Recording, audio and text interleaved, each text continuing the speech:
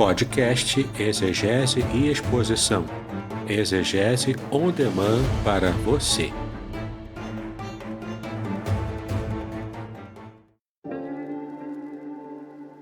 Shalom! Aqui é o Davidson Pignon. Eu ajudo pastores e líderes cristãos a fazer estudos bíblicos na igreja sem ter problemas com interpretações bíblicas erradas. Então, se você está pensando em compreender a sua Bíblia com segurança, não deixe de assistir a mais conteúdos como este aqui neste canal.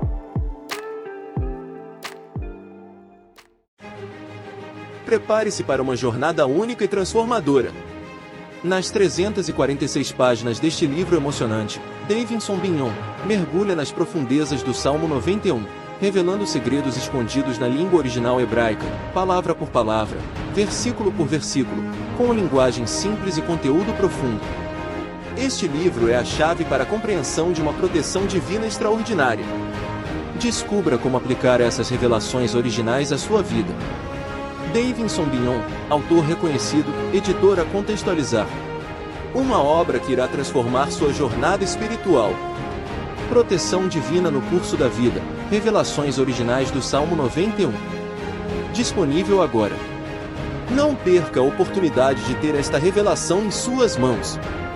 Uma jornada espiritual que irá transformar sua vida. Adquira agora.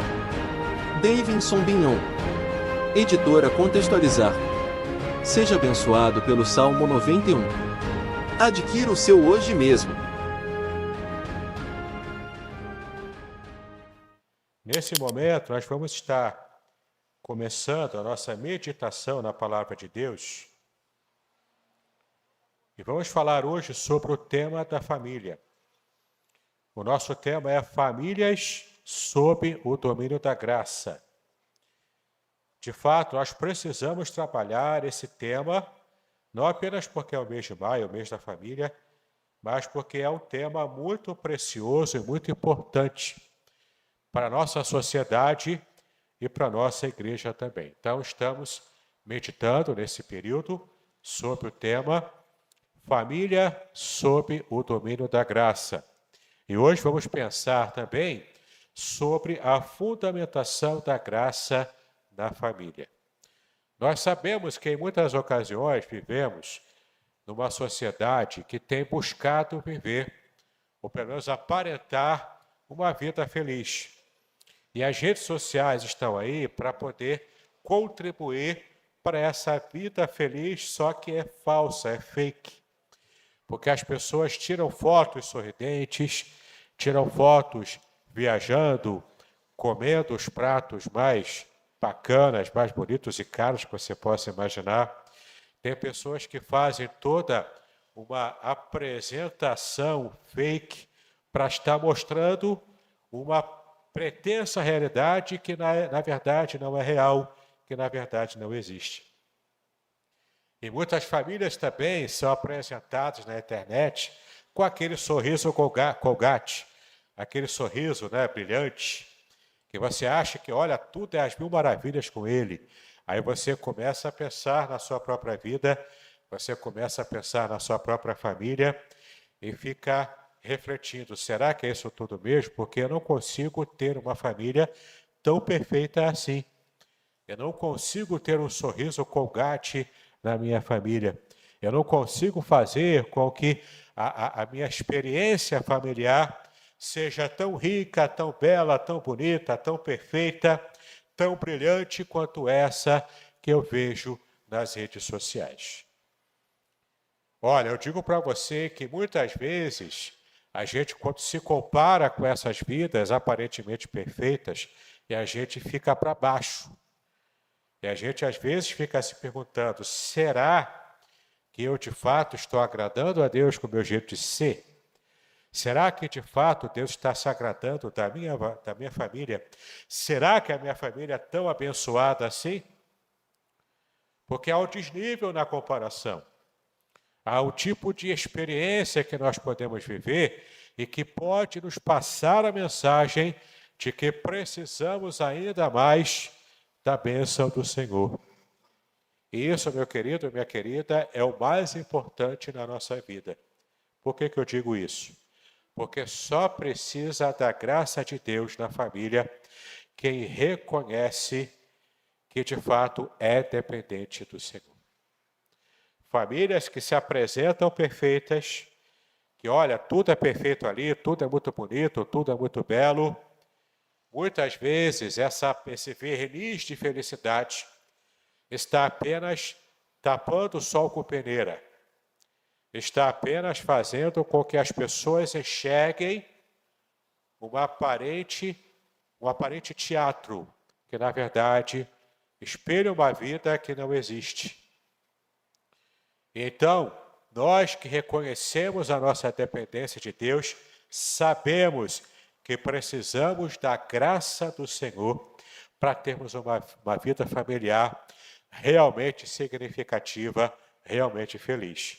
Que vá além das aparências, que vá além de qualquer teatro feito na vida social, na vida das redes sociais também, na vida digital.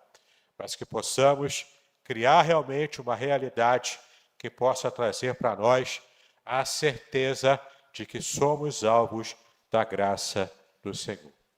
E eu pergunto para você nessa noite, qual o propósito que você tem na sua vida familiar?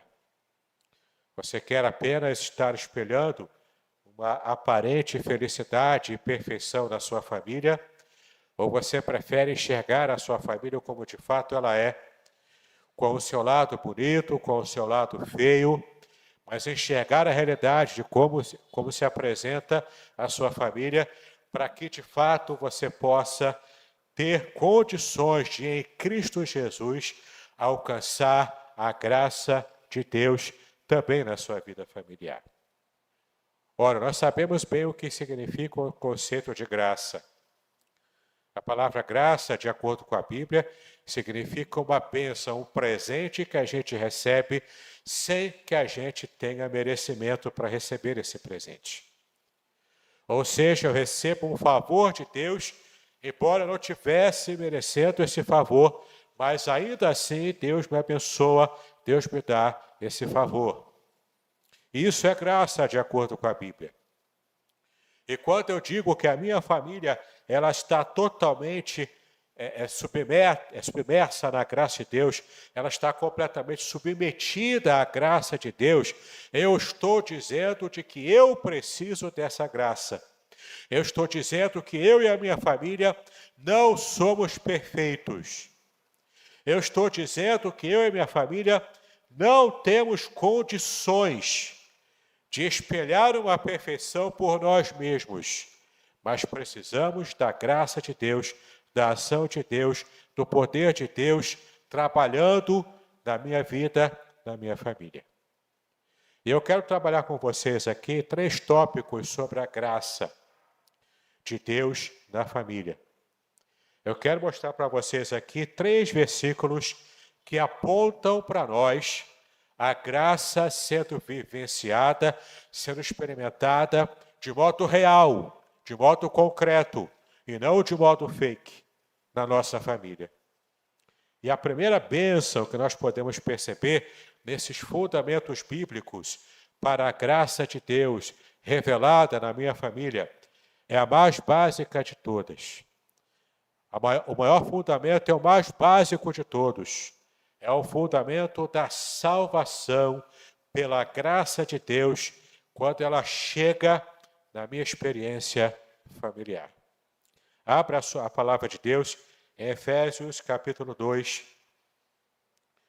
versículos 8 e 9. Abra a palavra de Deus em Efésios capítulo 2, versículos 8 e 9. O texto conhecidíssimo de nós todos, que diz o seguinte: porque pela graça vocês são salvos, mediante a fé. E isto não vem de vocês, é dom de Deus, não de obras para que ninguém se glorie, pois somos feitura dele, criados em Cristo Jesus para as boas obras, as quais Deus de antemão preparou para que andássemos nelas. A salvação pela graça, ela transforma vidas, ela transforma indivíduos.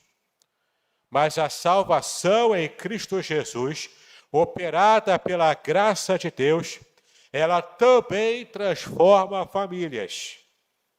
Famílias inteiras podem ser transformadas, podem ser melhoradas, podem alcançar um status de maior perfeição, quando no início apenas um membro dessa família se converte. E essa conversão desse membro, quando é genuína, quando é real, quando é concreta, espelha a glória de Deus, trazendo mudanças reais. E essas mudanças são percebidas, são verificadas pelos seus familiares, quando ainda não pertencem a Cristo. E então o primeiro campo missionário daquele que se converte e pertence ainda a uma família não cristã é o seu próprio seio familiar. Nós conhecemos várias histórias, talvez até seja essa a sua história. E geralmente eu ouço muitas histórias de mulheres que se convertem primeiro no seu lar.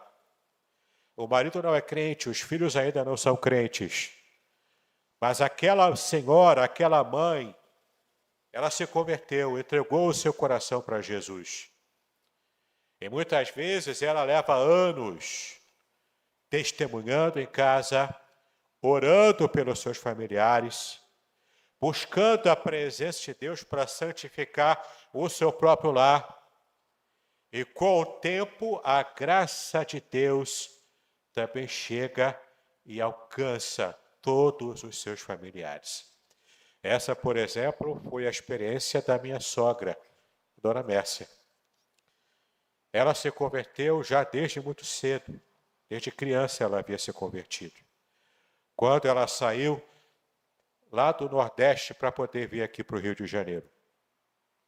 E então, quando ela chega aqui, com a sua família convertida, oriundos da igreja presbiteriana, ela depois conhece o meu sogro, muito jovem ainda, eles se casam. Meu sogro não era crente. Uma boa parte da vida do meu sogro foi uma vida de um descrente, com todas as características que os irmãos já devem conhecer e já devem saber, daquele que não tem ainda o temor de Deus no seu coração. Mas a minha sogra se esforçou durante muitos anos para que o meu sogro pudesse se converter. E um dia essa bênção chegou. Meu sogro se converteu, mudou radicalmente de vida, e a minha sogra pôde se alegrar e ver o meu sogro servindo ao Senhor juntamente com ela lá na igreja congregacional de Sete Pontes. Deus recompensou os anos de luta, de dificuldade, de esforço evangelístico dentro do seu próprio lar, até de sabedoria para poder lidar com situações difíceis, de uma situação como essa, de ela sendo a única cristã praticamente dentro do seu seio familiar. Não é fácil, mas essa é uma história muito comum e muito conhecida na experiência de muitos irmãos. A minha experiência de conversão foi quando eu e meu irmão Vinícius, só mais tarde que nasceu o meu terceiro irmão, Leandro, eu e meu irmão Vinícius convertemos muito cedo, na pré-adolescência, num trabalho infantil feito pela igreja congregacional de Vila Paraíso, numa rua perto da nossa casa, ali no Porto Velho. E naquele momento, quando eu e meu irmão nos convertemos, nós levamos o evangelho também para os nossos pais. Então, meu pai e minha mãe também se converteram, indo à igreja congregacional de Vila Paraíso, por influência minha e do meu irmão. Veja como Deus vai trabalhando na vida de uma família, transformando essa família a partir de uma única pessoa que ele alcança pela graça, quando há a conversão genuína, quando há a bênção genuína da salvação que chega numa família. Tantas famílias podem também testemunhar do exemplo de salvação, do exemplo de vida transformada através de um único ente querido. Uma única pessoa que é alcançada pela graça de Jesus pode transformar uma família inteira para a glória de Deus. Meu irmão, minha irmã, eu quero que essa seja a experiência da sua vida. Você hoje pode ser usado por Deus para transformar todos os seus parentes para Cristo Jesus. Você pode testemunhar, você pode falar, você pode pregar, você pode orar para que todos os seus familiares sejam alcançados para a glória de Deus. O maior presente, a maior bênção que você pode dar para a sua família não é pagar um churrasco, e olha que churrasco está caro hoje em dia, mas não é você pagar uma grande festa, uma grande churrascada. Não é você alugar um lugar caro para as pessoas passarem o fim de semana no aniversário de casamento. É muito mais do que isso. É muito mais do que você abençoar os seus familiares com uma festa, com algo desse tipo. Mas é muito mais do que isso. É você trazer a salvação em Cristo para a sua família, através da sua pregação, através também da sua experiência com Cristo.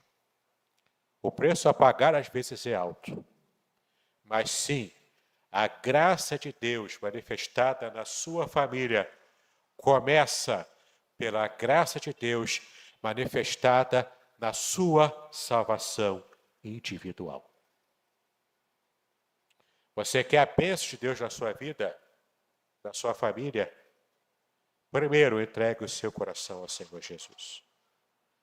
Entregue completamente o seu coração a Cristo, sem nenhum tipo de reservas. Então a graça de Deus fará com que a sua família seja uma família também agraciada, abençoada, salva por Cristo Jesus. Amém? Faça isso, testemunhe no seu seio familiar. Fale de Jesus. Viva o Evangelho. Demonstre que a salvação em Cristo Jesus muda radicalmente para melhor a vida de todo aquele que se apresente a Ele. E é claro, sempre que possível, convide o seu familiar descrente para estar vindo à igreja, para ouvir o coral Conjunto Maranata, para ouvir a mensagem pregada, para ouvir os nossos adolescentes cantando.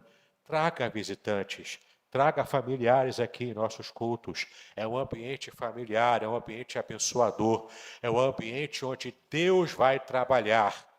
E a vida do seu familiar pode ser radicalmente mudada para melhor, através da atuação do Espírito Santo, usando a sua vida, usando a sua influência. Faça isso em nome do Senhor Jesus e você vai experimentar, sim, a graça de Deus se espalhando, abençoando, tomando a sua família. Isso vai ser uma alegria tremenda para a sua vida, em nome do Senhor Jesus Cristo. Além disso, eu quero também convidar você a abrir a palavra de Deus em Provérbios, capítulo 22, versículo 6. Provérbios, capítulo 22, versículo 6. E esse texto nos diz o seguinte. Provérbios 22, versículo 6. Ensine a criança no caminho em que deve andar, e ainda quando for velho, não se desviará dele. Esse é um princípio tremendo também, o segundo princípio importantíssimo para que a nossa vida familiar seja alcançada, seja submetida à graça de Deus. É quando nós aprendemos a educar os nossos filhos debaixo da graça do Senhor. É outra situação que também é difícil, especialmente na sociedade atual. Porque toda a cultura social de hoje em dia ela vai lutar, ela vai compartilhar com você valores que não são valores cristãos. Essa sociedade, através de desenhos animados, de filmes, de minisséries, de séries da Netflix, de filmes do cinema, querem impactar a infância, a adolescência, a juventude, querem impactar a nossa mente, transbordando a nossa mente e o nosso coração de valores que são contrários à palavra de Deus. Criando tramas em novelas, em séries, em filmes, em desenhos animados, tramas que vão fazer com que você esteja assumindo o papel de quem torce para que o lado errado vença. Ora, se o tema é adultério, você torce para que os adúlteros terminem juntos. E aquele casamento fique para trás, seja jogado no lixo. Ora, se o tema do filme, da série do desenho, é qualquer tipo de valor, que seja o valor de jogar fora os princípios cristãos para a nossa fé, pode ter certeza, a cultura, os filmes, tudo vai fazer com que você esteja assimilando esse tipo de pensamento, esse tipo de valor. E nós podemos sim assistir os filmes, as séries, os desenhos, mas precisamos assumir um papel crítico quando consumimos esse tipo de entretenimento. Mas uma criança não tem uma mente crítica para poder perceber se tem alguma coisa errada no desenho. Mas você, como pai, como mãe, é o seu dever educar o seu filho, a sua criança, até mesmo assistir os desenhos que ele gosta de assistir, para você saber o que é que está se passando ali. Eu não sei se vocês sabem, mas há pouco tempo foi denunciado um desenho, se não me engano, francês, um desenho que fazia apologia ao suicídio para criança. Criança de 4, 5 anos de idade. Estava influenciando ao suicídio. Tem um desenho, até há pouco tempo, feito por Tim Burton, aqueles desenhos feitos de massinha, né? Massinha animada. A Noiva Cadáver. Já ouviu falar? Ali tem todo também um tipo de apologia a essa questão da morte, da depressão, do suicídio. Querido, a gente não pode pensar que isso tudo é feito sem querer, de modo inocente. Não é. Há uma ação demoníaca querendo destruir as nossas famílias. Há uma ação espiritual contra o projeto de Deus, que é a família humana. E cabe a nós, cristãos, eu que não sou pai, mas vocês que já são pais, cabe a cada um de nós educarmos as nossas crianças debaixo do princípio da palavra de Deus. E tem um detalhe muito interessante nesse versículo de Provérbios. Observe o detalhe, Provérbios 22, versículo 6. Ensine a criança no caminho em que ela deve andar. Por que no caminho? Porque você tem que caminhar juntamente com ela. Não basta o pai e a mãe ficar sentado ou deitado eternamente em berço esplêndido, vendo televisão, vivendo de qualquer jeito e apontando, ó, meu filho, vai para a igreja, ó, minha filha, segue lá os adolescentes. Não basta você, como pai, como mãe, apontar de longe o caminho que o seu filho deve andar. Não, você precisa ser modelo para ele. Você precisa ensiná-lo pelo exemplo. Você quer que ele caminhe nos caminhos do Senhor, então você também precisa caminhar nos caminhos do Senhor junto com ele. Porque os nossos filhos aprendem mais com os nossos exemplos do que muitas vezes com as nossas palavras. Quem ensinar a sua criança a andar no caminho do Senhor, dê o primeiro passo nesse caminho. e a sua criança vai seguir as suas pegadas no caminho da fé. Não basta você ficar simplesmente apontando o caminho certo, falando o que é certo. A sua criança vai seguir o seu exemplo. Então, em nome de Jesus, como cristãos, vamos assumir o nosso papel na disciplina das nossas crianças, ensinando-as a caminhar quando nós caminhamos junto com elas, sendo o exemplo dos fiéis, abençoando essas crianças, abençoando aos nossos filhos, com um bom exemplo de pai, de mãe, de tios, avós, que nós podemos ser. Isso significa influenciar positivamente o ambiente em que nós estamos inseridos. Da família que o Senhor nos deu para cuidar, temos que aprender a cuidar de todos eles. Eu estou publicando esse próximo mês, se Deus quiser, já está imprimido na gráfica, o meu novo livro sobre a história de Jó, o livro de Jó. E há um aspecto muito importante e interessante na vida de Jó no passado. Jó viveu na época dos patriarcas. Muito provavelmente Jó não era sequer judeu. Jó não conhecia o Senhor, pelo menos tradicionalmente. Mas ele tinha sim um relacionamento com Deus, apesar dele ser edomita, muito provavelmente. Ele era de Edom, que era uma nação antiga pagã, dedicada a deuses falsos. Mas Jó, de alguma forma, de algum jeito, ele conhecia o Senhor.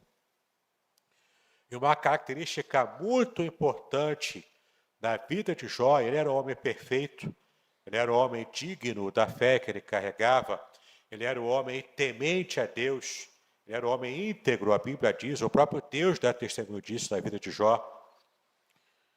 Então, uma característica dessa perfeição de Jó é que Jó constantemente estava atento aos seus filhos. Os seus filhos, como filhos de pai rico, possivelmente até um comerciante famoso, rico, muito bem-sucedido na sua época, um homem muito rico, e esses filhos viviam fazendo festas. Cada um fazia festa na casa do outro, era uma grande festa, era uma felicidade só. Por que Jó tinha essa preocupação de estar fazendo periodicamente, de ciclo em ciclo de festas?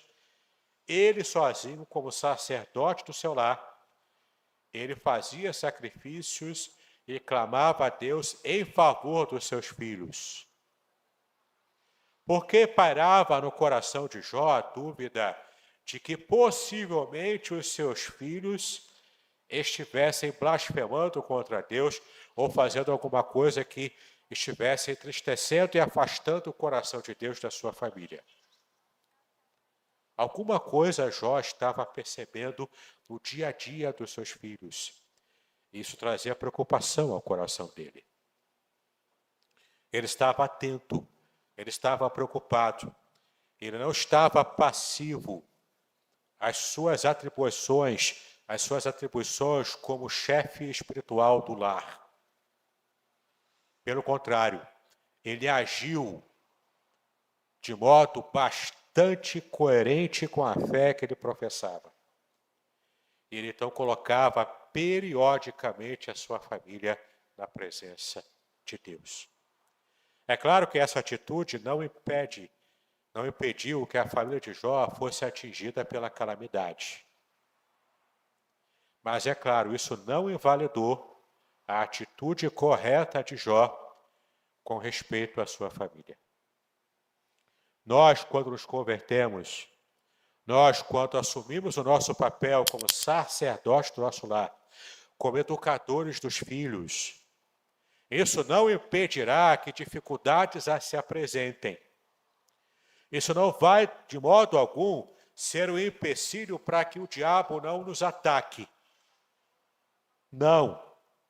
O ataque pode vir, mas quando estamos em Cristo, quando somos sacerdotes do lar, quando a nossa família está em plena cobertura espiritual que Deus nos dá, nós podemos ter a certeza de que vamos enfrentar os problemas com muito mais coragem, com muito mais possibilidade de vitória, com a bênção do Senhor sobre nós e sobre a nossa família. Então, siga assim o exemplo, o bom exemplo do patriarca Jó no passado. Tenha um papel ativo no sacerdócio, na vida espiritual da sua família, especialmente se você é pai, se você é o chefe do seu lar, se você é chefe do seu lar e é cristão. Cabe a você, meu irmão, aqui eu falo para os homens mesmo, cabe a você, meu irmão, assumir o seu papel como sacerdote espiritual da sua família. Por preguiça, por vergonha, por desleixo, não fique empurrando para sua esposa o dever de cuidar da vida espiritual do seu lar. Não, esse é o seu dever. A sua esposa te ajuda nesse propósito, porque, em tese, ela está há mais tempo cuidando da sua criança do que você, que precisa sair para trabalhar todos os dias. Mas entenda uma coisa, lá no fim da ponta, na ponta, Deus vai cobrar de você o modo como você, homem, chefe do seu lar, como você lidou com a vida espiritual dos seus filhos, da sua própria esposa e a sua própria vida espiritual também. Não delegue essa função é sua. Entendeu? Então, o primeiro princípio é nós estarmos abertos à salvação de Deus, que começa no plano individual e depois abençoa e atinge a nossa família, trazendo bênção, trazendo graça, trazendo felicidade. O segundo princípio espiritual é estarmos aprendendo a educar os nossos filhos no caminho da graça de Deus. E a graça do Senhor vai atingir você, vai abençoar você, vai abençoar a sua família. E você vai se sentir completamente protegido pelo Senhor. Isso é a promessa de Deus, quando você se apresenta diante dele. E por fim, o último texto que eu quero abrir com os irmãos está em Colossenses. Colossenses capítulo 3, versículo 13. Colossenses capítulo 3, versículo 13. É o último princípio que veremos nessa noite para alcançarmos a graça de Deus em nossa família. Colossenses 3, 13, que diz o seguinte: suportem-se uns aos outros e perdoem-se mutuamente. Caso alguém tenha motivo de queixa contra outra pessoa, assim como o Senhor perdoou vocês, perdoem também uns aos outros. Talvez esse seja o maior desafio na vida familiar. Sim, aqui o texto fala sobre suportarmos uns aos outros. E aqui, claro que o contexto aqui ele se refere à família cristã, a família espiritual da igreja. Mas a sua família física não está longe desse princípio também. Suportarmos uns aos outros significa aguentar certas situações difíceis do dia a dia. Aguentar, minha irmã, aquele seu marido chato que tem um chulé terrível quando tira o sapato e chega em casa. Pega o seu polvilho antisséptico, passa no sapatinho lá dele e aguenta, porque esse é o seu papel. Entendeu? Tem certas situações difíceis de aguentar. Esse seu maridão também, que toma banho e coloca a toalha molhada em cima da cama. O seu maridão, não, você não, né? Pois é. O seu maridão pega a garrafa d'água para beber e depois não enche para colocar na geladeira de novo. E para as mulheres, será que tem reclamação delas também? Será que os irmãos aí têm reclamação de suas esposas? Não fale, porque se você falar, você vai apanhar quando chegar em casa. Não é? Todo mundo tem situações no dia a dia que precisa de conserto, precisa de conversa, da temível DR, precisa fazer DR de vez em quando. Para quem está perdido na casa do pai, significa que você está discutindo a relação. DR é isso, discutir a relação. Mas discutir no bom sentido, viu? Não é sair no tapa não, né? É discutir de verdade, porque o segredo que a mulherada usa aí, agora eu vou entregar o segredo de vocês, é bater no marido com toalha molhada. Dói para burro, mas não deixa marca. Entendeu? Pena que o homem não pode usar a Maria da Penha, né? Se pudesse usar, ficaria difícil para vocês, irmãs aí. Né? Mas olha só, antes que pense que eu estou dando dicas aqui, não faça isso em casa. Isso é pecado. O que eu estou dizendo aqui é o seguinte: para que haja uma vida saudável no lar, para que a graça do Senhor esteja alcançando a nossa vida familiar, a gente precisa estar disposto a perdoar. Coisas pequenas, erros pequenos, bobagenzinhas, que às vezes você começa uma guerra na sua casa por uma bobagem. Que depois de um tempo você se lembra, ou tenta se lembrar por que brigou, e você nem se lembra mais. Porque era uma coisa sem importância. E às vezes até um erro sério, problema realmente sério. Ainda assim, o perdão precisa estar na sua vida familiar, precisa ser uma experiência recorrente no seu dia a dia, na sua vida familiar. Então, você está aprendendo hoje os desafios de alcançarmos os fundamentos da graça de Deus completamente voltados para a nossa vida familiar. O primeiro, é o mais importante de todos, é o principal de todos. Cristo tem que fazer parte da sua vida familiar. E não é apenas dizer que ama a Cristo, que serve a Cristo de boca. O compromisso de servir a Cristo tem que ser consistente, tem que ser concreto, tem que ser permanente, tem que ser um tipo de amor a Cristo tão sério, tão envolvente quanto o amor que você tem a si próprio e o seu cônjuge e a sua família. Não pode haver concorrência com o amor de Cristo no lar. Cristo tem que vir em primeiro lugar sempre, em todas as circunstâncias da nossa vida. Em segundo lugar, educar as crianças, os filhos, na presença do Senhor, trilhando o caminho junto com Ele, e não apenas de longe apontando o caminho certo, mas é estar lá, caminhando junto, sendo modelo para a sua criança, para o seu filho. Por mais difícil que isso seja.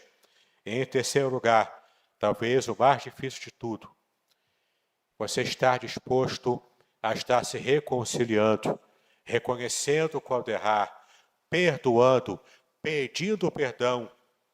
E essa deve ser uma realidade na sua vida. Entendeu? Que em Cristo Jesus, a nossa família possa estar completamente experimentando o domínio da graça de Deus em nosso dia a dia, em nossas experiências com Cristo. Nem sempre esse caminho será fácil, mas é o único caminho que traz de fato a bênção do Senhor para a vida de cada um de nós.